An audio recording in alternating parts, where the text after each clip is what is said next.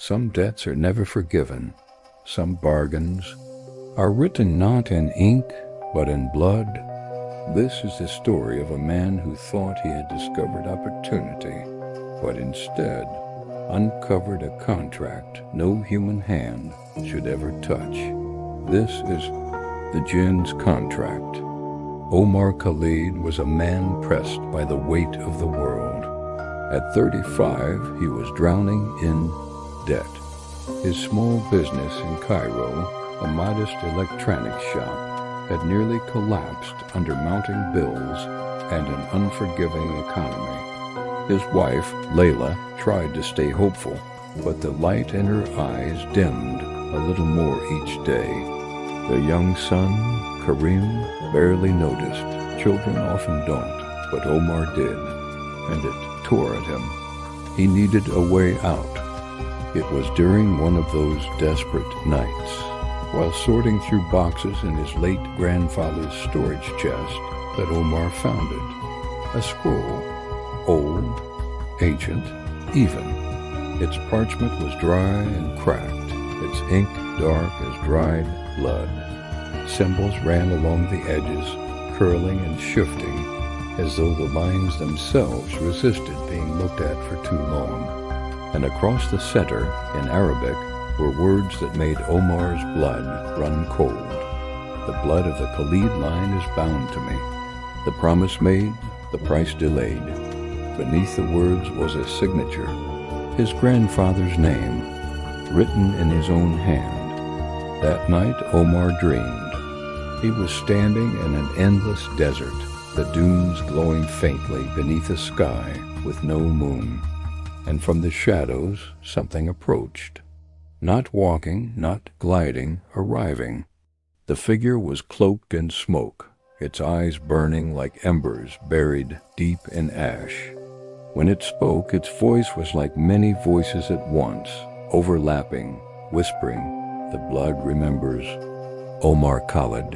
Omar jolted awake, gasping, drenched in sweat. His wife stirred beside him, asking if he was all right. He lied, said it was just a nightmare. But when he looked at the old wooden chest across the room, it was open, and the scroll was lying on the floor. At first, things changed, for the better. The very next day, Omar received a call. A wealthy client, someone who had ignored him for months, wanted to purchase supplies for an entire office building. The payment came instantly, almost too easily.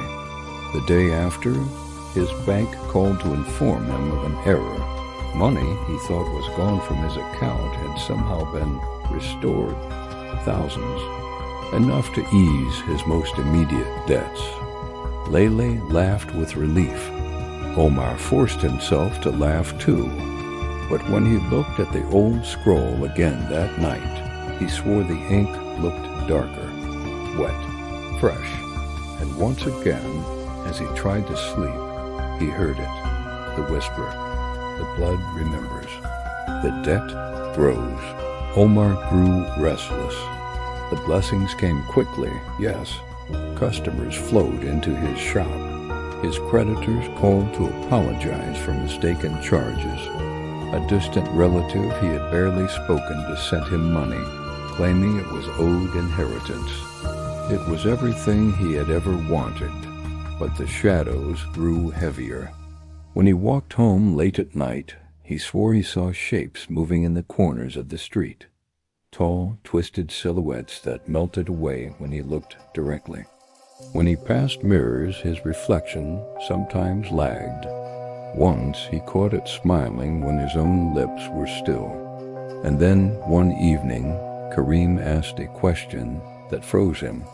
"Baba, who's the man in my room, the one who whispers my name?" Omar tore the house apart that night. He searched every corner, every closet, every shadow, but there was no one. No footprints, no forced locks, nothing. Layla begged him to stop. She said stress was driving him mad, but Omar knew. The scroll, the contract, It wasn't his grandfather's debt anymore. It was his. Still, he told himself he could handle it, that he could control it. After all, wasn't his life better now? Wasn't his family safer, happier? But then came the whispers at the shop. While closing up one night, Omar heard voices drifting through the aisles, low, chanting, unintelligible at first, until he caught one word repeated over and over. Omar, Omar, Omar. He ran. He locked the door and fled into the Cairo night. But behind him, through the glass window of his own store, he swore he saw eyes glowing faintly red. Weeks passed, and the whispers turned to commands. Do not resist. The contract binds. Blood remembers. Omar noticed a mark appearing on his skin, a dark, spiraling sigil curling up from his wrist. He tried to scrub it away, tried to burn it. Nothing worked. And each night, in his dreams, the same desert awaited him, the same burning eyes, and the same voice whispering closer, until finally the voice said something new. Part of the debt is paid. Another remains. When Omar woke, Kareem was crying in the next room. He claimed someone had stood over his bed. He claimed it had Omar's face. By now, Omar knew the truth. This was not a gift, not luck, not fortune. It was the Djinn, collecting slowly. And the contract written in his grandfather's blood was still binding. But there was a detail he had not yet understood.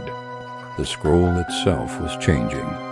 Each night when he opened the chest, the words crept further across the parchment.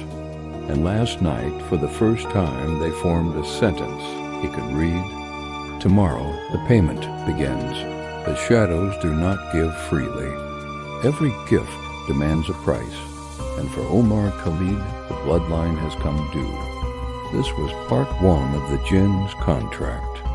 In the part 2, the debt will be collected. Thank you for listening. I hope you enjoyed that story.